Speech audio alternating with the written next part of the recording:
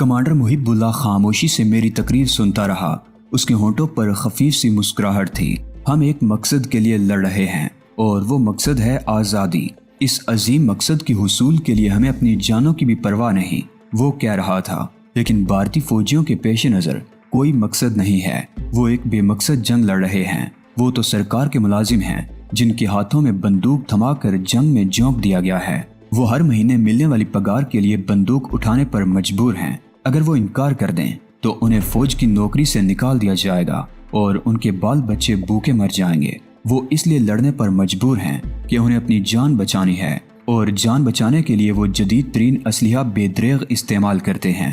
لیکن وہ چند لمحوں کو خاموش ہوا، پھر بات جاری رکھتے ہوئے کہنے لگا، لیکن جنگ نہ تو اسلحے سے لڑی جاتی ہے اور نہ ہی نفری کسی کو فتح دلا سکتی ہے۔ جنگ تو جذبے سے لڑی جاتی ہے۔ جذبہ جو یہاں ہوتا ہے۔ اس نے میرے سینے پر ہاتھ مارا۔ کوئی مقصد ہوگا تو جذبہ بھی پیدا ہوگا، اور جب کوئی مقصد ہی سامنے نہ ہو تو کیسا جذبہ؟ اور نفری یا تعداد سے کیا ہوتا ہے؟ بھارت سرکار نے 7 لاکھ فوج کشمیر کی اس جنگ میں جھونک رکھی ہے، لیکن اب تک کیا کر لیا ہے انہوں نے؟ مظلوموں اور بے گناہوں کو بربریت کا نشانہ بنانے کے لیے انہوں نے کیا کیا ہے؟ نہتے اور پرسکون لوگوں کی بستیوں پر آگ برسا کر انہیں خاکستر کر دینے کے علاوہ کیا تیر مارا ہے ان 7 لاکھ سرماؤں نے؟ کیا بے گناہوں کو بے دردی سے موت کے گھاٹ اتار دینے سے، ہستی بستی بستیوں کو اجاڑ دینے اور جلا کر راکھ کر دینے سے آزادی کی یہ تحریک ختم ہو جائے گی؟ غیور کشمیریوں کے جذبہ آزادی کو کچل دیا جائے گا؟ نہیں میرے دوست۔ اس کی نظریں میرے چہرے پر مرکوز تھیں۔ میں نے پہلی مرتبہ اسے اس طرح بولتے دیکھا تھا۔ نہیں میرے دوست۔ اس نے ایک ہاتھ میرے کندھے پر رکھ دیا۔ جذبہ کبھی نہیں مرتا اور آزادی کی کسی تحریک کو کبھی نہیں کچلا جا سکتا۔ اس کی بہت سی مثالیں ہمارے سامنے ہیں۔ زیادہ دور جانے کی ضرورت نہیں۔ افغانستان کو دیکھ لو۔ غیور افغانیوں نے دنیا کی اس وقت کی سب سے بڑی طاقت سوویت یونین کو افغانستان سے بوریا بستر گول کرنے پر مجبور کر دیا، اور یہ افغانستان میں عبرتناک شکست کا نتیجہ تھا کہ سوویت یونین کا شیرازہ بکھر گیا۔ ہمیں ویتنام اور الجزائر کو بھی نہیں بھولنا چاہیے۔ انہوں نے طویل عرصہ تک اپنے سے کئی گنا زیادہ طاقتور دشمنوں کے خلاف جنگ لڑی اور بالآخر اپنی منزل پر پہنچ گئے۔ بوسنیا اور چیچنیا کی مثالیں بھی ہمارے سامنے ہیں۔ آزادی کے متوالے بے سر و سامانی کی حالت میں طاقتور دشمنوں کا مقابلہ کر رہے ہیں۔ نفری اور جدید ترین اسلحہ سے کوئی جنگ نہیں جیتی جا سکتی۔ جنگ جیتنے کے لیے جذبہ کی ضرورت ہوتی ہے، اور بھارتی فوجیوں میں یہ جذبہ مفقود ہے۔ وہ تو تنخواہ کے لیے بندوق اٹھانے پر مجبور ہیں۔ اور ایک بات اور تمہیں بتا دوں، یہ بنیا قوم جو ہے نا، صرف پیسے کو پوجتی ہے۔ پیسہ ہی ان کا دین دھرم ہے۔ بڑی بے ضمیر قوم ہے یہ، اور یہ اسلحہ ہم نے ایسے ہی بھارتی فوجیوں سے خریدا ہے جنہیں اپنے قومی مفاد سے زیادہ اپنا ذاتی مفاد عزیز ہے۔ وہ ایک بار پھر خاموش ہو گیا اور چند لمحوں بعد بات جاری رکھتے ہوئے کہنے لگا، بھارتی سینا میں ایسے بہت سے سورما موجود ہیں جو یہ چاہتے ہیں کہ جب کشمیر میں اپنی ڈیوٹی پوری کر کے واپس جائیں تو ان کی جیبیں نوٹوں سے بھری ہوئی ہوں۔ ان میں معمولی سپاہی سے لے کر بریگیڈیئر تک کے اعلیٰ افسران بھی شامل ہیں، اور وہ بے وقوف یہ نہیں سمجھتے کہ پیسے کے لالچ میں جو اسلحہ وہ ہمارے ہاتھ فروخت کرتے ہیں وہی اسلحہ ان کے خلاف استعمال ہوگا اور وہ خود بھی مارے جائیں گے۔ جس لیفٹیننٹ نے ہمارے آدمی کے ہاتھ پر راکٹ فروخت کیے ہیں، تیسرے ہی روز وہ ہندو لیفٹیننٹ پتن میں مجاہدین کے ساتھ ایک جھڑپ میں مارا گیا تھا۔ آپ ٹھیک کہتے ہیں کمانڈر، میں نے جواب دیا۔ مقصد اور جذبہ یہی 2 چیزیں ہیں جو منزل تک پہنچاتی ہیں۔ اور میں بات کرتے کرتے خاموش ہو گیا۔ ڈھول اور تاشوں کے شور کی آواز میری سماعت سے ٹکرانے لگی تھی۔ کمانڈر محب اللہ 2-3 قدم اٹھا کر آگے بڑھ گیا۔ میں بھی سیڑھیوں کی طرف دیکھنے لگا۔ اوپر سے ڈھول اور نفریوں کی آواز بدستور سنائی دے رہی تھی، اور پھر وہ آواز دفعتاً بند ہو گئی، اور چند سیکنڈ بعد 2 آدمی سیڑھیوں والے راستے سے نکل کر ہمارے سامنے آ گئے۔ اس کے 5 منٹ بعد 2 آدمی اور اندر آئے تھے۔ اس وقت بھی ڈھول وغیرہ کی آواز سنائی دی تھی۔ میں سمجھ گیا کہ جب کسی کے اندر آنے کے لیے حجرے میں واقع قبر کا سنگ مرمر والا تعویذ ڈھکنے کی طرح اٹھایا جاتا ہے تو باہر کی آوازیں سنائی دینے لگتی ہیں۔ تقریباً 1 گھنٹے کے اندر اندر اس تہہ خانے میں 14 آدمی جمع ہو چکے تھے۔ ان سب کے حلیے بڑے عجیب تھے۔ کئی روز کے بڑے ہوئے شیو، سر کے بال بھی بے تحاشا بڑے ہوئے۔ کپڑوں کو دیکھ کر لگتا تھا جیسے کئی روز سے جسم سے جدا نہ کیے ہوں۔ ایک آدمی تو ایسا تھا کہ جس کے کرتے پر 2 جگہ پیون لگے ہوئے تھے۔ ان سب کے حلیے دیکھ کر لگتا تھا جیسے وہ بکاری ہوں، لیکن وہ بکاری نہیں تھے۔ یہ تو کسی کروڑ پتی سے بھی زیادہ دولت مند تھے۔ ان کے پاس تو جذبے کی بے پناہ دولت تھی۔ ان کے پاس حوصلے کی قوت تھی۔ یہ تو اس وادی کے امین تھے جس پر غاصبوں نے قبضہ جما رکھا تھا، اور یہ ان غاصبوں کو یہاں سے نکالنے کی جد و جہد میں مصروف تھے۔ یہ تو ہیروز تھے، کشمیر کی مظلوم عوام کی امیدوں کا مرکز تھے۔ مقبول اور حسن بسالپور سے میرے ساتھ آئے تھے، لیکن وہ اس تہخانے میں نظر نہیں آ رہے تھے۔ میں نے ان دونوں کو اوپر ہجوم کے ساتھ قلندرانہ رقص کرتے ہوئے دیکھا تھا، اور میرا خیال تھا کہ وہ بھی کچھ دیر میں یہاں پہنچنے والے تھے۔ میں تہخانے میں ادھر ادھر دیکھتا رہا۔ اس تہخانے میں انسانی کوششوں کا کوئی عمل دخل نہیں تھا، اور مجھے یہ اندازہ لگانے میں دشواری پیش نہیں آئی کہ اس تہخانے کے معرض وجود میں آنے میں بھی پانی کا کمال تھا۔ ہو سکتا ہے کسی زمانے میں اونچے پہاڑوں سے آنے والا پانی اس جگہ کوئی راستہ پا کر زمین کے اندر داخل ہو گیا ہو، اور پھر اندر ہی اندر چٹانوں کو اس طرح کاٹتا رہا ہو کہ یہاں زیر زمین غار بن گئے تھے۔ یہ عمل بھی صدیوں بعد پایا تکمیل کو پہنچا ہوگا۔ دیواریں ناہموار اور کٹی پھٹی تھیں، کئی جگہوں پر تنگ سی دراڑیں نظر آ رہی تھیں، فرش بھی ناہموار اور اونچا نیچا تھا۔ قبرستان کے نیچے یہ قدرتی تہخانہ جیسا بھی تھا، مجاہدین کے لیے ایک بہترین پناہ گاہ بنا ہوا تھا۔ عبدالغنی لون اس وقت میرے قریب ہی کھڑا تھا۔ میں نے اس تہخانے کے بارے میں دریافت کیا تو وہ مسکراتے ہوئے بتانے لگا، میری معلومات کے مطابق 60 سال پہلے یہاں پہلی قبر بنی تھی۔ وہ کہہ رہا تھا، پرانا قبرستان گلمرگ شہر کے دوسری طرف ہے، وہاں جگہ نہ بچی تو یہاں قبرستان بنا لیا گیا۔ ہندوستان کے بٹوارے کے بعد کشمیر کا مسئلہ پیدا ہوا تو اس قبرستان کی آبادی میں بھی اضافہ ہونے لگا۔ آزادی کی تحریک جیسے جیسے زور پکڑتی گئی، یہ قبرستان بھی پھیلتا چلا گیا۔ تقریباً 30 سال پہلے یہاں ایک قبر کھودی جا رہی تھی تو زمین کے نیچے کی مٹی بیٹھتی چلی گئی، اور قبرستان کے نیچے اس وسیع و عریض غار کا انکشاف ہوا۔ اس غار کو راز میں رکھا گیا، اور یہاں ایک حجرہ تعمیر کر کے ایک ضعیف العمر آدمی کو بٹھا دیا گیا۔ وہ بڑا اللہ لوگ تھا، کچھ لوگ اس کے پاس اٹھنے بیٹھنے لگے۔ اس طرح وہ پیر بابا کے نام سے مشہور ہو گیا۔ 10 سال پہلے پیر بابا کا انتقال ہوا تو اس کی قبر پر بھی ایک حجرہ تعمیر کر دیا گیا۔ اس دوران یہ پختہ قبر بھی تعمیر کر لی گئی تھی۔ تہ خانے کے راستے کو چھپانے کے لیے یہی ایک بہتر طریقہ تھا۔ یوں تو بھارتی وحشی فوجی جنازوں پر فائرنگ کرتے ہیں اور کوئی شبہ ہونے پر قبریں تک کھود ڈالتے ہیں، لیکن اس مزار پر انہیں آج تک کوئی شبہ نہیں ہو سکا۔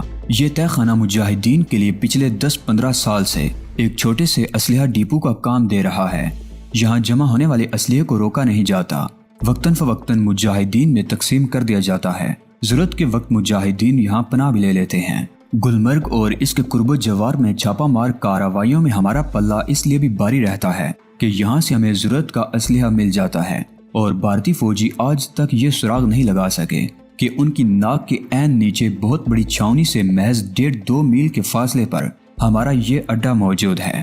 وہ چند لمحوں کو خاموش ہوا، پھر بات جاری رکھتے ہوئے کہنے لگا، لیکن جب سے شہر کے جنوب میں بھارتی فوج کا وہ کیمپ اور گولہ بارود کا ڈیپو بننا شروع ہوا ہے، اس علاقے میں ہماری سرگرمیاں محدود ہو کر رہ گئی ہیں، اور آج اس ڈیپو کے خلاف کارروائی کا پروگرام ہے۔ یہ تو مجھے پہلے ہی علم ہو چکا تھا کہ اس بھارتی فوجی کیمپ کے خلاف کارروائی میں جو مجاہدین شریک ہوں گے ان میں میرا نام بھی شامل ہے، اور اس لیے مجھے یہاں لایا بھی گیا تھا۔ دوسرے مجاہدین کو بھی اسی طرح خفیہ طور پر یہاں جمع کیا جا رہا تھا، لیکن اپنے آپ کو ایک بڑی کارروائی کے اس قدر قریب دیکھ کر میرے جسم میں سنسنی کی لہریں سی دوڑ رہی تھیں۔ اس دوران 4 آدمی اور آ چکے تھے، اور پھر کمانڈر محب اللہ نے مجھے اشارے سے اپنے قریب بلا کر ایک نوجوان مجاہد کے حوالے کر دیا۔ آج کی کارروائی کے دوران تم لائٹ مشین گن سنبھالو گے، اکبر کے ساتھ جاؤ، یہ تمہیں LMG چلانا سکھا دے گا، زیادہ مشکل نہیں ہے، تم چند منٹ میں سیکھ لو گے۔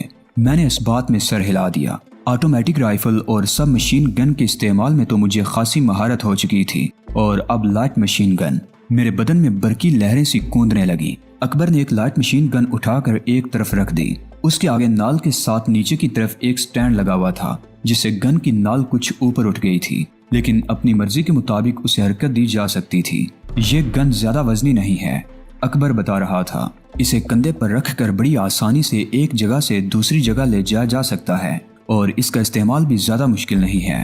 وہ چند لمحوں کو خاموش ہوا، پھر مجھے گن کے پیچھے پوزیشن میں بٹھا دیا اور اس کے استعمال کے بارے میں بتانے لگا کہ کس طرح بیلٹ لوڈ کیا جاتا ہے، لاک، ٹریگر اور گرپ کہاں ہونی چاہیے، وغیرہ وغیرہ۔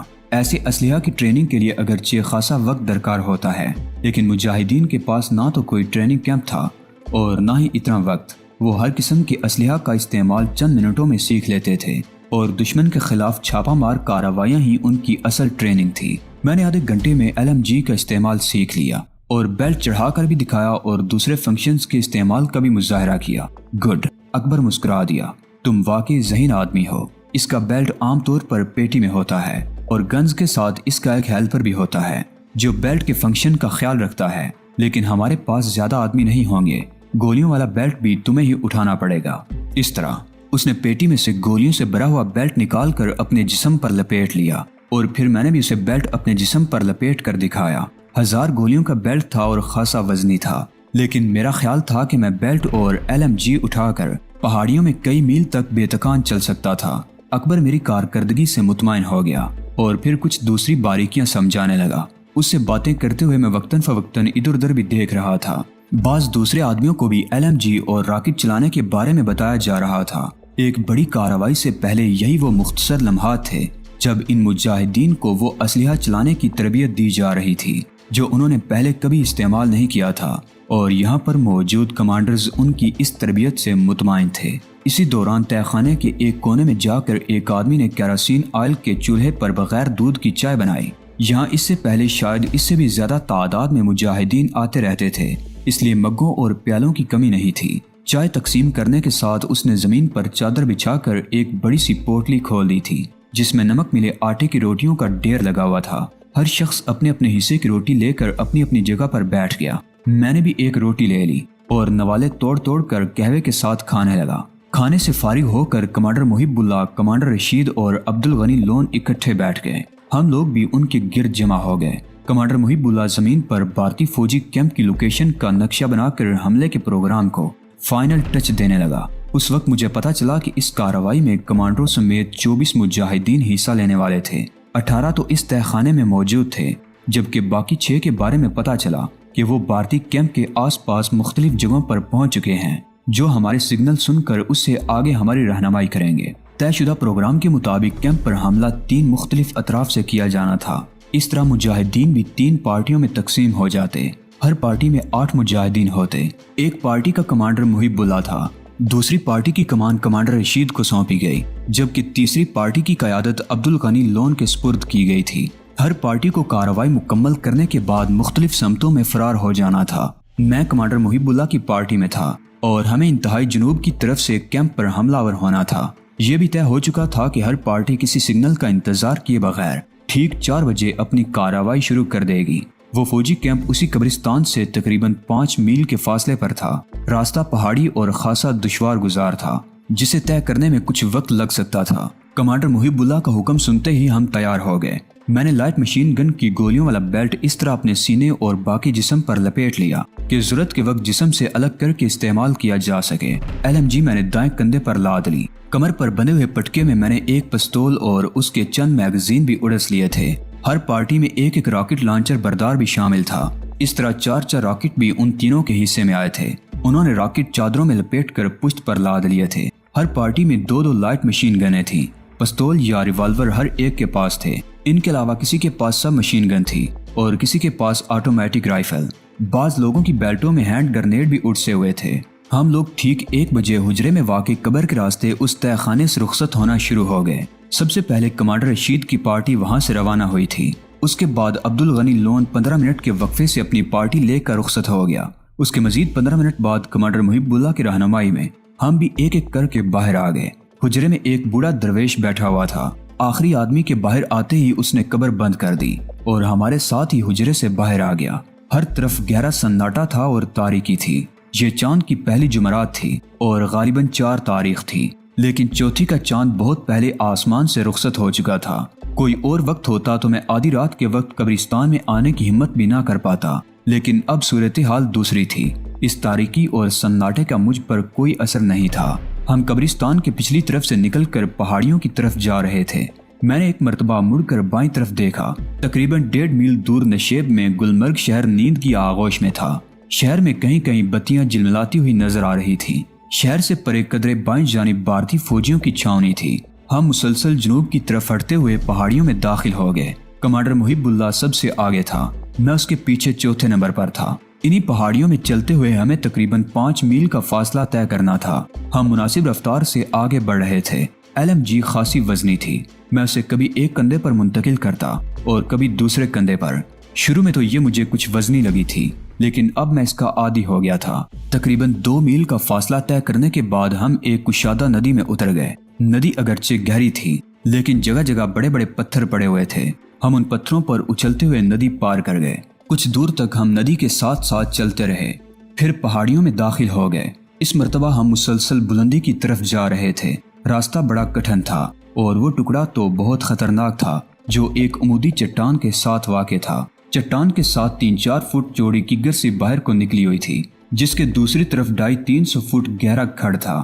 ذرا سی لغزش موت کے منہ میں دھکیل سکتی تھی۔ میں نے ایک ہاتھ سے بائیں کندھے پر لدی ہوئی LMG کو سنبھال رکھا تھا اور دوسرا ہاتھ چٹان پر جمائے محتاط انداز میں قدم اٹھاتا ہوا آہستہ آہستہ آگے بڑھ رہا تھا۔ تیز ہوا مجھے بار بار پیچھے دھکیل رہی تھی۔ میں چٹان کے ساتھ لگا آہستہ آہستہ آگے بڑھتا رہا اور بالآخر 7 منٹ پر پل صراط کی طرح وہ خطرناک راستہ طے کر کے دوسری طرف پہنچ گیا۔ ہم رکے بغیر مسلسل چلتے رہے۔ میرے جسم پر لپٹا ہوا گولیوں کا بیلٹ بھی خاصا وزنی تھا اور کندھے پر لدی ہوئی LMG بھی بھاری تھی۔ اونچے نیچے راستوں پر چلتے ہوئے میرا سانس پھولنے لگا اور میرا خیال ہے تقریباً 2.5 گھنٹوں تک مسلسل چلتے رہنے کے بعد ہم ایک جگہ رکے۔ یہاں چنار کے چند اونچے نیچے درخت تھے۔